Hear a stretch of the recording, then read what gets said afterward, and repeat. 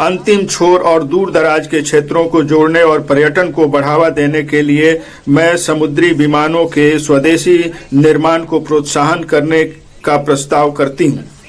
प्रचालनों को सहायता उपलब्ध कराने के लिए एक समुद्री विमान VGF योजना भी शुरू की जाएगी।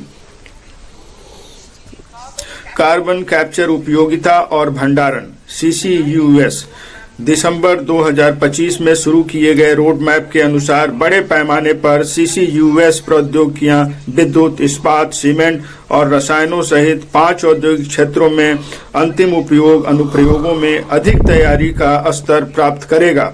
अगले 5 वर्षों में 20,000 करोड़ के परिव्यय का प्रस्ताव किया गया है।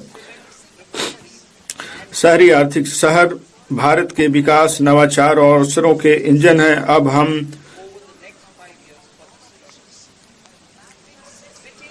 शहरी आर्थिक क्षेत्र। शहर भारत के विकास, नवाचार और अवसरों के इंजन हैं। अब हम टियर 2 और 3 शहरों तथा तीर्थ कस्बों पर भी ध्यान केंद्रित करेंगे, जिन्हें आधुनिक अवसंरचना और बुनियादी सुविधाओं की आवश्यकता है।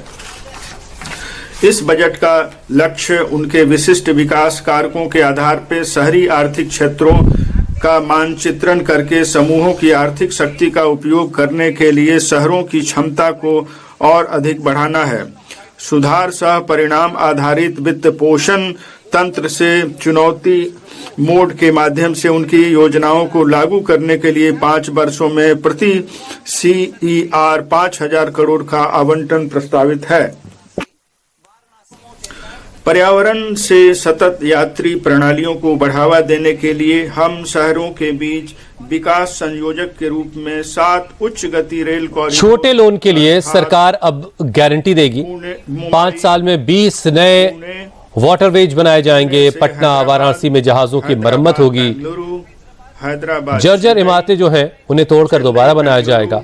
दिल्ली, वाराणसी छोटे लोन के लिए सरकार खुद अब गारंटर का काम करेगी।